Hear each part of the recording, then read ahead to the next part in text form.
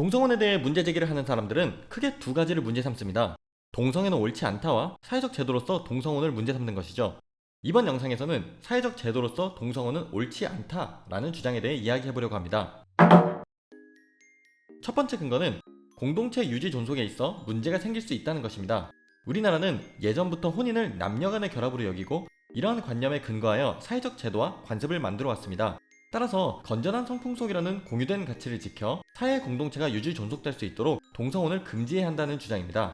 한국갤럽의 설문조사에 따르면 2017년 동성결혼 법적 허용에 대해 물은 결과 34%가 찬성했고 58%는 반대했으며 8%는 의견을 유보했습니다.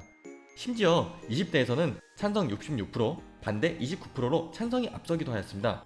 찬성의 비율은 특정 직업, 학벌, 성별과 상관없이 시간이 지날수록 나이가 어릴수록 높았습니다. 따라서 우리 공동체가 보편적으로 공유하는 특정한 가치관 때문에 동성혼을 반대한다고 보기는 어렵습니다. 2001년 조사에서 찬성 17%, 반대 67%였던 것과 비교하면 16년간 찬성이 17% 증가했고 반대는 9% 감소했습니다. 그렇기 때문에 동성혼이라는 제도가 지금 우리나라에서 법으로 제정되기에는 시기상조라는 주장은 타당할 수 있지만 앞으로 생겨서는 안 되는 부적절한 제도라는 주장은 그리 힘이 있어 보이지 않습니다. 두 번째 근거는 동성혼 합법화를 반대하는 것이 평등권 침해가 아니라는 주장입니다. 같은 것은 같게, 다른 것은 다르게 대하라는 원칙이 평등 원칙인데 동성애와 이성애는 다른 것이니 다르게 대해도 평등권을 침해하는 것이 아니라는 주장이죠. 하지만 다른 방식으로 대하는 게 아닌 사회적 제도를 통한 금지를 하는 것이기 때문에 동성애가 틀렸다는 것을 증명해야 합니다. 예를 들어 과거 미국에서 흑인은 흑인 호텔만 사용해야 하는 차별을 당한 시절이 있었습니다. 백인도 백인 호텔만 이용하였는데 이것이 차별인 이유는 무엇이었을까요?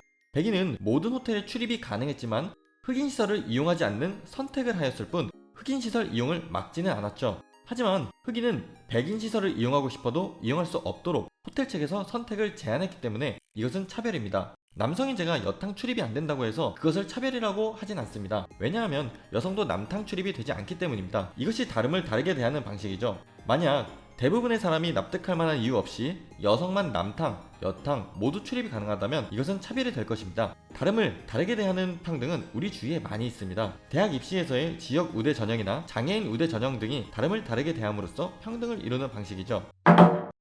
자녀는 이성 부모를 통해 성 역할을 배우게 됩니다. 그러나 동성혼 가정에서 자란 자녀의 경우 이런 학습의 기회가 원천적으로 박탈되죠. 그 결과 성 역할을 배우지 못한 미성년자가 성년이 되었을 때 진정한 성적 자기 결정권을 행사할 수 없다는 주장을 하는 이들이 있는데 이 주장이 타당하려면 이성 부모에게서 양육된 동성애 자녀가 나오는 것이 설명이 안 될 뿐더러 동성 부모의 자녀는 대부분 동성애를 선호해야 합니다. 실제로 몇몇 자료에서는 동성 부모의 자녀들이 동성애를 하는 경우가 더 많이 발견되기도 합니다. 하지만 이는 성 역할에 대한 학습이 원인이라고 하기엔 너무 적은 수치이죠. 이런 수치는 동성에 대한 편견이나 두려움이 없어 솔직하게 커밍아웃을 하거나 동성애 성향이 있는 본인을 거부감 없이 받아들여 가능했다고 보는 것이 더 타당해 보입니다. 이성애자 부모에게서 압도적으로 많은 이성애자 자녀가 발생하는 것처럼 동성애 부모에게서 양육된 자녀가 압도적으로 많은 동성애자가 된다거나 동성애자를 보고 부모가 동성애자일 것이다 라고 생각할 수 있는 사람이 있으신가요? 지금 말을 하고 있는 나는 아주 분명한 이성애자이지만 내가 이성애자인 것은 부모님이 이성애자인 것과는 상관이 없습니다. 만약 내가 무인도에서 사춘기가 시작될 때까지 혼자 살다가 지금 살고 있는 일반 사회에 떨어진다면 여성에게 주체 못할 엄청난 관심을 표출할 것입니다. 에이즈, 즉 후천성 면역 결핍증은 동성애로 인해 발생하는 것이 아니라 HIV 바이러스에 감염되어 나타나는 증상입니다. 남성 동성애자의 경우 이성애자에 비해 에이즈 비율이 높게 발생하는 것은 사실이죠. 반대로 여성 동성애자의 경우 이성애자보다도 에이즈 발병 비율이 더 적습니다. 그렇다면 남성 동성혼자만 제외하고 이성혼과 여성 동성혼을 허가하면 되는 것일까요? 남성 간 성관계로 인해 HIV 바이러스에 감염되는 사례가 가장 많은 것이 사실이라고 가정하고 더 나아가 아주 그냥 남성 간 성관계가 HIV 바이러스를 만들어낸다고 쳐보죠. 동성혼을 막으면 동성애를 막을 수 있나요? 동성혼이 합법화되면 에이즈 환자가 넘쳐날 것이라는 발상은 혼인 제도가 없으면 인간은 성관계를 하지 않을 것이다 라고 말하는 것과 무엇이 다른가요? 혼인은 어떠한 실질적 보상을 위해 하지 않습니다. 단순 사회적 제도일 뿐이죠. 결혼을 하게 되면 얻게 되는 정책적인 보상이 존재하지만 그것은 혼인을 독려하기 위한 정책일 뿐 정책 보상을 얻기 위해 결혼을 하진 않습니다. 동성혼을 합법화하자는 움직임은 어떤 부수적 보상을 원해서 하는 행동이라기보다 동성애라는 행위가 잘못된 행위가 아니라는 사회적 인식 개선을 위한 움직임으로 보는 것이 타당합니다.